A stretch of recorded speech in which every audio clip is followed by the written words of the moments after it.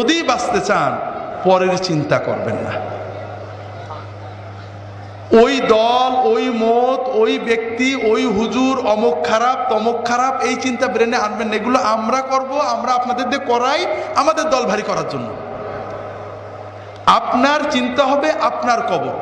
কথা কি বুঝতে পেরেছেন? খুব ভালো করে বুঝুন। আমার জীবনে আল্লাহ তাআলা অনেক নিয়ামত দিয়েছেন, অনেক। এই নিয়ামতের কোনো শুকরিয়া করতে পারিনি। এমনকি আল্লাহর যে ফরজ নামাজ, এটাও মন দিয়ে পড়তে পারি না। 4 রাকাত নামাজ পড়তে কম্পিউটার স্পিডে পড়ি, 4 মিনিটও লাগে না। এর ভিতরেও 4000 কথা মনে হয়। আল্লাহ যদি কিয়ামতের দিন বলেন যে তোমার এত নিয়ামত দিছিলাম, 5 মিনিট আমার দিক মন দিয়ে নামাজটা পড়তে পারলেন না, আমি তোমার নামাজ কবুল করলাম না, তুমি দোজখে যাও, আমার কিছু বলার থাকবে? এমন কোন আমল কি আমাদের আছে যে বলতে পারবো আল্লাহ তুমি এটা নিতেই হবে?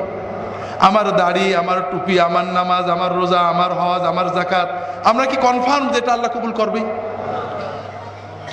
আমার না হলে আপনারা তো কনফার্ম নাকি? তো এই যদি আমাদের অবস্থা হয়, তাহলে কোন সাহসে আমরা অন্য মুসলমানের চিন্তা করি? ভাইরা, অন্য মুসলমানের চিন্তা করবেন না।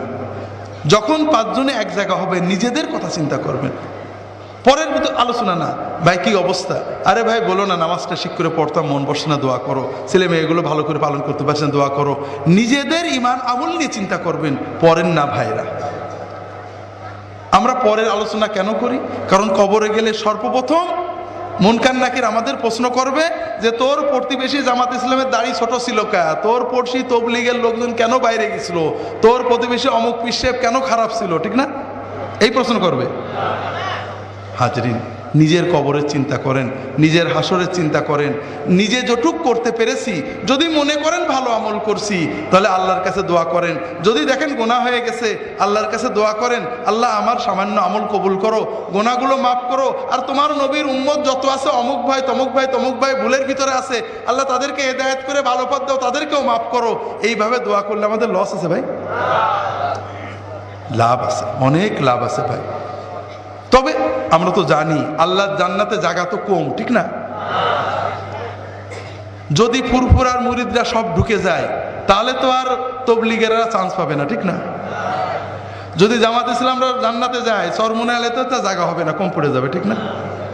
হাজরিন, আল্লাহর জান্নাত অনেক বড়।